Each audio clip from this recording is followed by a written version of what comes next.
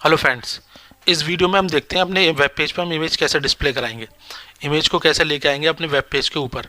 तो इमेज को लाने के लिए हमारे पास टैग होता है IMG टैग। IMG टैग का हम यूज़ करते हैं इमेज लाने के लिए अपने वेब पेज पे। तो IMG के अंदर पहला एट्रीब्यूट है सोर्स एट्रीब्यूट। सोर्स एट्रीब्यूट बताता है जहाँ पर हमारी इमेज सेव है, तो हमें उसका पाथ देना होगा। वो पाथ हमारा सोर्स में आएगा। जैसे कि अभी हमारी जो इमेज है डायरेक्टली HTML फोल्डर के अंदर सेव है, और वहीं पर हमारा इमेज टैग नाम से HTML का पेज है, और वहीं पर हमारी इमेज सेव हो रही है। तो उस केस में हम डायरेक्ट इमेज का नाम देंगे और हमारी इमेज डिस्प्ले हो जाएगी। तो मैं यहाँ पर इमेज का नाम देता हूँ इमेज डॉट JPG। इमेज का नाम दे दिया, सेव किया और रन कराया। इस केस में इमेज हमारी डिस्प्ले हो गई। सोर्स के अंदर पाथ आता है, पाथ हम देते हैं जहाँ पर हमारी इमेज सेव है। तो अभी हमारी डायरेक्टली फोल्डर में सेव है, इसलिए हमने इमेज का नाम दिया इमेज डॉट JPG, इसलिए वो डिस्प्ले हो गई। उसके बाद नेक्स्ट एट्रीब्यूट आता है टाइटल। टाइटल हम देते हैं हिंट के लिए। टाइटल टाइटल का यूज़ करते हैं कि अगर हमारी इमेज के ऊपर जैसे ही कर्सर जाएगा वो इन इमेज की हिंट दिखाएगा, इमेज किस बारे में है। जैसे कि हमने लिख दी, इसके कुछ दे दिया इसमें,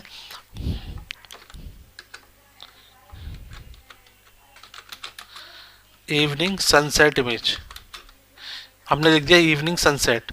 तो उस केस में क्या होगा, ये लिख कर आएगा इमेज के ऊपर इवनिंग सनसेट। जब हम अपनी इमेज को कंट्रोल एस सेव करते हैं, इसको रन कराते हैं, उसके बाद हम देखेंगे इवनिंग सनसेट लिख के आ रहा है। जैसे हम माउस इसके ऊपर ले जाएंगे वैसे लिख के आएगा इवनिंग सनसेट। ये देखिए माउस हम जैसे ही ऊपर ले जा रहे हैं वैसे लिख कर आ रहा है इवनिंग सनसेट। तो इसका हम यूज़ करते हैं टाइटल का हिंट देने के लिए इमेज के बारे में। तो टाइटल हमारा यूज़ होता है हिंट देने के लिए। उसके बाद नेक्स्ट एट्रीब्यूट आता है ऑल्ट एट्रीब्यूट। ऑल्ट एट्रीब्यूट का यूज़ करते हैं जब हमारी किसी वजह से अगर इमेज हमारी डिस्प्ले नहीं होती है। सपोज उसका नाम गलत हो गया या पाथ गलत हो गया, या जो इमेज हम लेकर आ रहे हैं वो इमेज अवेलेबल ही नहीं है। उस केस में ऑल टैग में जो लिखा हुआ वो नज़र आएगा, यानी अल्टरनेटिव टेक्स्ट है। ये अल्टरनेटिव टेक्स्ट लिखा हुआ आता है। जैसे अभी मैं इस पर लिख देता हूँ image is not display, image is not display. Save करा देता हूँ उसको मैं और रन कराता हूँ। अभी तो इमेज हमारी डिस्प्ले होकर आ रही है क्योंकि हमने इमेज में कोई मिस्टेक नहीं की है पाथ में।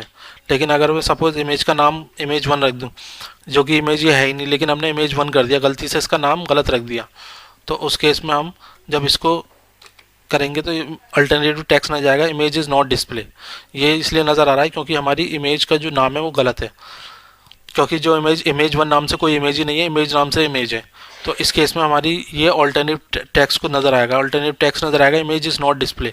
तो ऑल्टरनेटिव टेक्स्ट दिखाने के लिए हम इसका यूज़ करते हैं ऑल्ट का।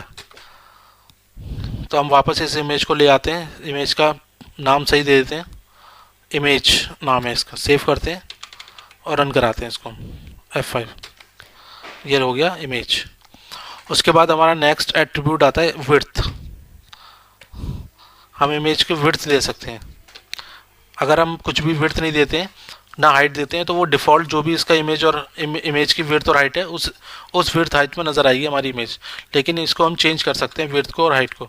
जैसे कि विड्थ मैंने दे दी 500 पिक्सल, 500 पिक्सल ये मैंने विड्थ दे दी। तो अभी हम इसको सेव करके रन कराते हैं, तो विड्थ ये बड़ी हो गई इमेज, उसकी विड्थ 500 पिक्सल हो गई। उसी तरीके से मैं हाइट देता हूँ, हाइट वो मैं देता हूँ 300 पिक्सल, सेव। तो अगर मैं हाइट बना देता हूँ उसकी 300 पिक्सल, तो इसकी 300 पिक्सल हाइट नज़र आ रही है। और हाइट इसकी बना देता हूँ 700, सेव करता हूँ, तो हाइट इसकी इंक्रीज़ हो गई। तो हम इसको हाइट को 400 कर देते हैं, 400 पिक्सल। अब हम इसकी हाइट की विड्थ देखते हैं, विड्थ और हाइट इतनी होगी। तो विड्थ इसकी कितनी है, विड्थ इसकी है 500 पिक्सल और हाइट इसकी कितनी है 400 पिक्सल।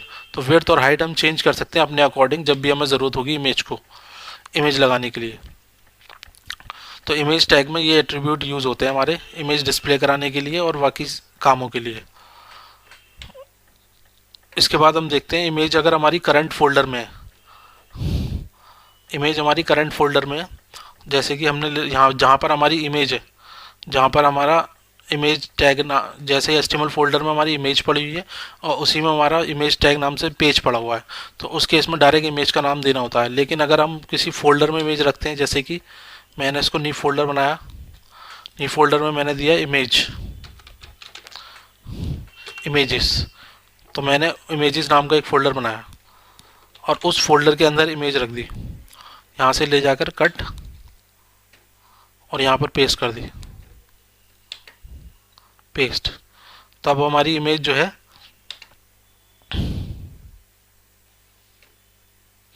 इमेजेस नाम के फोल्डर में, तो अब ये डिस्प्ले नहीं होगी। डिस्प्ले के लिए हमें पूरा पाथ देना होगा जहाँ पर ये इमेज रखी हुई है हमारी। तो हम यहाँ पर लिखेंगे इमेजेस, फोल्डर का नाम /image.jpg। अब हमारी इमेज जो है डिस्प्ले हो जाएगी।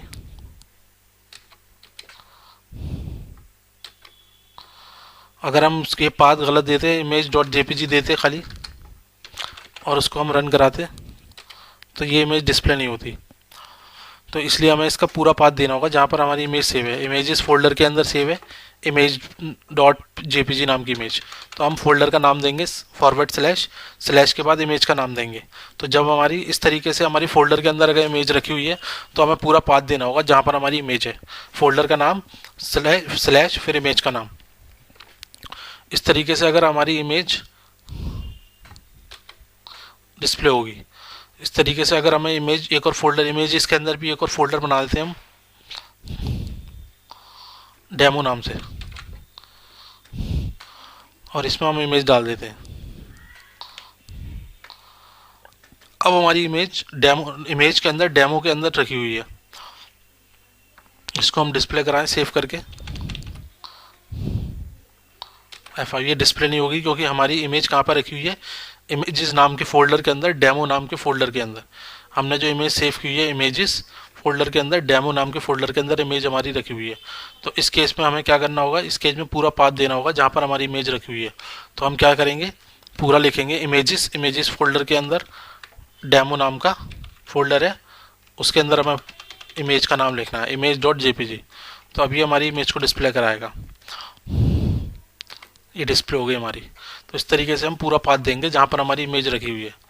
अगर हमारा पाथ गलत हो जाता है तो वो ऑल्टरनेटिव टेक्स्ट नज़र आएगा हमारे वेब पेज पे। इस तरीके से हम यूज़ करेंगे इमेज टैग का। तो फ्रेंड्स, इस वीडियो में इतना ही था। Thanks for watching.